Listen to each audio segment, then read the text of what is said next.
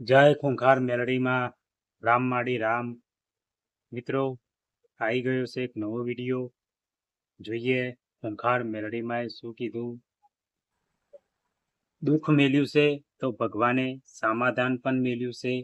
ચલો જોઈએ વિડીયોમાં આગળ શું કીધું ખૂંખાર મેલડીમાં. એ સભ્યોની સેવા કરો તો ભગવાનની સેવા છે.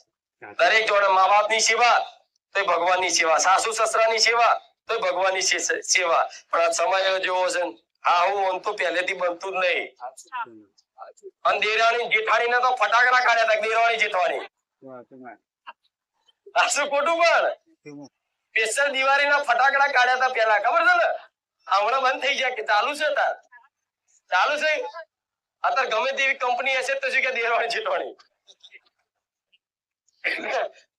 આખા સંસાર તમારે એકલાના તકલીફ નહીં, ઘેર ઘેર આ તકલીફ છે કે દેરાણી જેઠાણી ના બનતું હોય, હા હું ઓગના ના બનતું હોય, અને તમે માથા પસાડો મારી હા હું આમ છે મારી જેઠાણી આવતા બધાની આવી છે. હા શું ખોટું? અમુક વાર આ દીકરીઓ તો એવો નેહાકો નાખે ને પટેલ કે ઓના ઘેર ચોય તો આવી. એ ભગવાન મારા એવા જેવા કર્મો કોના ઘેર મારા લગ્ન કરાયા. બોલી જાઓ છો પણ આત્મા બોલે છે ને કે ભગવાન મારા જેવા એવા કર્મો કે આ ઘેર મારા લગ્ન કરાયા, આવો મને ધણી મળ્યો. બોલો બોલી જાઓ, બોલો ગુસ્સામાં બોલી જતા હશો તો તમારી આત્મા આવું બોલે છે કે એવા જેવા ભગવાન મેં કર્મો કર્યા છે મારા ઘેર, એટલે સમજી લો કર્મ થી જ તમે ઘેર આયા છો. સાબિત થાય ના વાતે એ કર્મ થી જ તમે ઘેર લગ્ન થયા છે. એવી પત્ની મળી કે હું પતિ મળ્યો, કોઈ દારૂડિયો હોય કે ભગત હોય, તમારા કર્મોનું છે. આ શું ખોટું? જો લગીન ભોગવવાનું છે ને તો લગીન એ બધું રોજ દારૂ પીને આવશે, રોજ મારઝૂડી કરે. પણ એવું નહીં કેતી સહન કરો, પણ માતાજી ભગવાન ના ભરોસે પતિ જેવો હોય એવો પણ એની સેવા કરતો. પેલા એક જ પતિ જો લગ્ન થઈ જાય તો જોજો પેલાની પ્રથાઓ એવી પૂરી વાતો નહીં શીખવાતી પણ યાદ કરાવું છે. એ જમાનો પતિ મરી જાય તો પાછળ પત્ની સતી થઈ જતી. પતિ કદાચ કોઈ યુદ્ધમાં વીરગતિ પામે તો પાછળ પત્ની તે સતી થઈ જતી. યાદ આવું જોયું પેલા? પેલા છૂટાછેડા બહુ નતા થતા, અને આ જમાનો તો જો લગ્ન થાય એમાં 75 તો કે પેલાનું 6 મહિના પતી ગયું કે 15 લાખ ખર્ચો કર્યો, 20 લાખ ખર્ચો કર્યો. કોઈ કહેતો કે અમે તો પૈસા ભરીને ભાઈ લાયા નાહી દે અઠવાડિયે. આવો છે આ શું ખોટું? આયસે હું તમારા દુઃખ નો મજાક નહીં કરતી, પણ સત્ય છે સન એ બતાવું. બધાનું દુઃખ આવું છે, ચિંતા ના કરશો. પણ માતાઓ ભગવાન છે, તેમની અંદર દયા છે. આખા સંસારમાં બધા પશુ પક્ષીઓ જીવ જંતુ છે, દરેક જીવ છે, પણ આખા સંસારમાં આખા બ્રહ્માંડ સર્વશ્રેષ્ઠ કહેવાય તો મનુષ્ય. મનુષ્ય એક જ એવો પ્રાણી જીવ છે કે જે ભગવાનનું ભજન કરી શકે છે. મનુષ્ય એક જ જીવ એવો છે કે જે ભક્તિ કરી શકે છે. મનુષ્ય એક જ જીવ એવો છે કે જે સેવા કરી શકે છે. મનુષ્ય એક જ જીવ એવો છે કે સાક્ષાત પરમાત્માને ધરતી પર લાવી શકે છે. આજ મારો દીકરો છે મનુષ્ય જ છે ને, પણ એની ભક્તિ થી હું માતા પ્રસન્ન થઈ કે નહીં? એટલે કૂતરા બલાડા મને ભજી નહીં શકતા, એટલે એમની જોડે આશા ના રાખું. ભક્તિ ની હું તમારી જોડે રાખું કે ભક્તિ રાખો, પ્રેમ રાખો. માતાજી ભગવાન છે, દરેક દુઃખ નું સમાધાન છે. જો દુઃખ મેલ્યું છે ને તો ભગવાને સમાધાન મેલ્યું, એટલે એવું નિરાશ નહીં થવાનું જીવનમાં. મારા દુઃખ નું સમાધાન નથી. કઈક આજના યુવાન દીકરા દીકરીઓ જીવન પોતાનું કદાચ પોતાના નિર્ણયથી, પોતાની હઠથી જીવન કદાચ પોતાના વ્યક્તિગત રીતે જીવવા ગયા છે ને, એનું જીવન આ નર્ક જેવું થઈ ગયું હશે. જેને મા બાપ નું કયું નહીં માન્યું હોય, જેને સમાજ નું કયું નહીં માન્યું હોય, એનું જીવન નર્ક જેવું હશે. આજે દીકરો કે દીકરી એટલી પીડાતી હશે ને કે એની વેદના હું મારા જેવી મેલડી જોવા નથી, કોઈ ના સમજી શકે. એટલે એનો અંધકાર છવાઈ જાય કે હવે મારા જીવવાનો કોઈ રસ્તો નહીં, મારું કોઈ સમાધાન નહીં, મારે મરી જવું થાય. માતા એવું કહું છું, જે મારા ધામમાં આવો છો ને, ભલે કદાચ દવા પીવાનો વારો હોય દવા પીવાની હારે હોય, જીવન ટૂંકાવાનું મન પ્રેરણા થતી હોય, પણ એક વખત મારા બારેજા ધામ આવી અને મારા સાનિધ્યનો આ રીતે આનંદનો લાભ લઈ, પ્રવચનના આનંદનો લાભ લઈ લેજો. જીવનમાં કોઈ દાડો મરવાનો વિચારે આવવા દો થોડા મારી મેલડી થઈ. વાહ. જીવન એ ભગવાનનું આલેલું અમૂલ્ય ભેટ છે. આ શું ખોટું?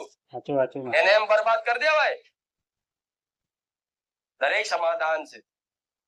ભગવાન છે, માતા છે. હું તો દરેકને જગાડવા માંગુ છું, વિશ્વાસ રાખો, વિશ્વાસ રાખો. નિરાશ ના થશો ક્યારેય. નહીં તો લાખો ભક્તો આવશે ને જશે, મને કોઈ ફરક નહીં પડવાનો. સાચું માં. આ ગાદી ચાલુ રે કે ના રે પટેલ, મને કોઈ ફરક નહીં પડવાનો. મારે કશું નહીં જોતું. હું રોજ કહું છું, હજુ કહું છું, મારે કશું નહીં જોતું તમારી જોડે. મારી વાતનો વિશ્વાસ કરી લો કે ભગવાન છે ને માતા જાગતી છે. તમારી વાત સમજે છે, તમારી વાત સાંભળે છે, પણ તમારું કોઈ કામ ના થતું હોય એની પાછળ સમજી લો કે માં છે ને કા તમારી પરીક્ષા કરે છે, કા તમારી માંગણી ખોટી છે, કા પછી તમારું કોઈ કર્મોનું એવું દુઃખ છે કે પૂરું જલ્દી નહીં થતું. સાચું માં. કા માં પછી 5 વર્ષ વેઠવાનું હોય જે દુઃખ કષ્ટી, એ માં એ ભક્તિ ચાલુ કરો પણ વધારે દુઃખ પડે. અમુક કે ભક્તિ ચાલુ કર્યા પછી માં વધારે દુઃખ પડ્યું. હું જાણું છું, મારી ભક્તિ કર્યા પછી તારું વધારે દુઃખ પડ્યું. ભક્તિ ચાલુ કર્યા પછી તો વધારે આ બધું થયું. સાચું માં. તો તમારે એમાંય ચિંતા નહીં કરવાની. ભલે વધારે તમારે એવું વિચાર લેવાનું કે માએ છે ને 5 વર્ષનું દુઃખ 2 વર્ષ મને ભોગવવા આલીશ, ભોગવી લો. હસતા હસતા માં તારા ભરોસે. સાચું માં. તમારે એવું ચિંતા તો નહીં જ કરવાની કે છેલ્લી ઘડીએ મારી માં મારી લાજ જવા દે, નહીં જવા દો. લગન આવ્યું હશે, દીકરાનો 1 રૂપિયો નહીં હોય, પણ મારા ભરોસે હશો ને તો જેમ કૃષ્ણ ભગવાન નરસિંહ મહેતાની દીકરીનું કદાચ મોમેરું ભરવા આવ્યા હતા ને, એવું આવા હળાહળ કળિયુગમાં હું રહું મારી મેરડી મોમેરું ભરવા આવું. સાચું માં. એ દાખલા મેળ્યા છે, એ ભક્તોના ઇતિહાસ દાખલા મેળ્યા છે કે તમે ભક્તિ કરતા હો તો તમારો વ્યવહાર તહેવાર બધું માતાની બને જવાબદારી. તમારી વ્યવહાર તહેવારની જે તે કર્તવ્ય હોય ને તમારા પરિવારના, તમારા સમાજમાં, એ માતા નિભાયા લે. પણ તમે એવું મન ચિત્ત જોડવું પડે. સાચું માં. જેની સાક્ષી બને છે ને એને ચેટલી નિશ્ચિંતા છે, પણ જો છે ને ચમ ઓમ ના દોડી, એને ખબર છે કે મારા અહીંથી જ જવાનું. આ શું ખોટું? મારા ધામ ને હા હું ગાયો એવી હોય સિંગડું માર દે, પણ એ ગાય તમ સિંગડું મારે ખબર કહું રહસ્ય જોવાનું છે નહીં જોવાનું. મારા ધામ માં આવી અને દોસ્ત દર્શન કર્યા, મતલબ હારું આ કઈક ચીટિંગ કરે. આ નારિયેળ એના એ જ વાપરે છો ભાઈ, આ નારિયેળ એના એ જ વેચે છે, મને એવું જ લાગે છે. એવો દોઢ દાડો થાય ને એ ગાય બાજુ ઊભી હોય ને તે ગાયના મગજમાં વસી ગોથું તો છે, કુંભો મારે ને એવું ગોઠું વગાડો. સોની મોની જોયા વગર છે નહીં બોલે, પેલા 17 વખત ચેક કર પછી બોલ. હા એ ગાયનું ગોથું ખવડાવું આવા માણસો. આ શું ખોટું? જે શંકાની નજરે જોવે, ભલે એમનો સ્વભાવ છે જોવો કોઈ નાની પ્રમાણે આપી દો એટલે કેટલા એવા આવે. સાચું માં. આ તો કે અંદર કોને પૈસા લઈને દર્શન ડાયરેક્ટ કરાવે, તો કોઈ ડાયરેક્ટ નહીં કરાવતા. હા કોઈ પદ અધિકારી આવે, કોઈ સાહેબ હોય, પોલીસ ઇન્સ્પેક્ટર હોય, એ કોઈ નેતા હોય, કોઈ પદમાં છે જેનું પદ છે, જેનું ગરિમા છે, એનું સન્માન તો રાખવું પડે કે નહીં? સાચું માં. આ લાઈટ વાળા આયા, ધારો કે લાઈટ આલી છે તો જીવબી વાળા હોય, સાહેબ હોય, તો એમને લાઈટ આલી તમે બેઠા છો દ્વારા. આ પંચાયત વાળા આ પાણી ટેન્કરો ને એવું આલે છે ને, આ ટ્રેક્ટર નો ટ્રેક્ટર જીસીબી તારા સાફ સફાઈ થાય તો એમનું દર્શન ના કરાવે, એ સેવા કરે છે ને. આ શું ખોટું? આ રોડ હરખા કરાયા, જેને કદાચ જેના હુકમ સત્તા હાથમાં હોય એ કદાચ આટલું રાખતા હોય તો એના દર્શન ના કરાવાય? હા તો એટલે એવી શંકા ના કરતા. હું જાહેરમાં બોલવા વાળી, હા રૂપિયાથી દર્શન કોઈના નહીં થાય એ ભૂલી જાય. એ તો લખ્યા દીધું, બોર્ડ મારી દીધું પટેલ કે વીઆઈપી દર્શન બંધ છે. સાચું. દુનિયાના ધામમાં કદાચ આવું જોવા મળશે. વીઆઈપી દર્શન માટે અહીં મળો. અહીં ખુખાર મેરડીના ધામમાં મોટું બોર્ડ બેનર મારવામાં આવશે કે વીઆઈપી દર્શન થતા નથી. રૂપિયા હોય તમારે ઘેર, અહીં નહીં. મને નહીં જોતા, મંદિર ની મને ચાલશે. શું? આ તમારું સન્માન જાળવું. જેમ કે હું ગરીબોની છું, રૂપિયા વાળાની છું, પણ ગરીબોની પહેલા છું.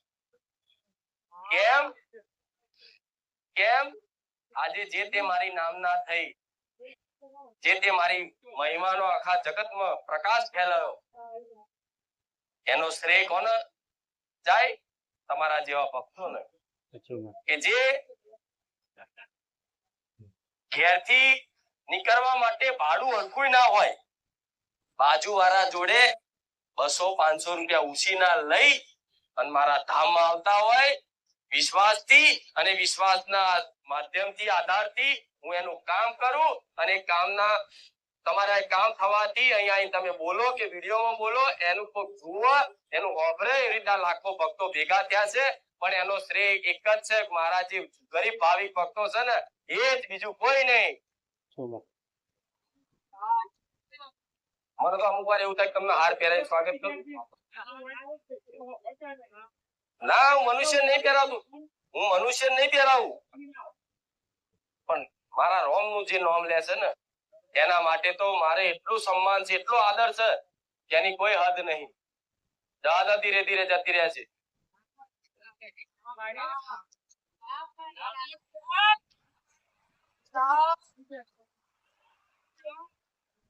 જાઓ જાઓ. રામ. દાદા જાઓ, જતી રહી જો. આ બોલો પણ આવા પુરાવા સાચું. સ્પેશિયલ આવી ને, આવો વિચારો. હું તમને કહું, મનુષ્ય આ અવતાર મળ્યો તો 84 લાખ યોની પછી મળે. તમારે જેટલાય પશુ પક્ષી વૃક્ષ વનસ્પતિ જીવમાં રહીને આવવું પડે તારે બને, ખબર છે ને? તો વિચારો, એની અંદર જે આત્મા રૂપી પરમાત્મા છે ને, જે તમારી અંદર પરમાત્મા આત્મા છે ને, જે જીવ છે, એની અંદર એ મારો રોમ બેઠો છે. સાચું. એ જીવ એ કલ્યાણ માટે ભલે એને સમજણ ના પડે, પણ રામ શબ્દ એના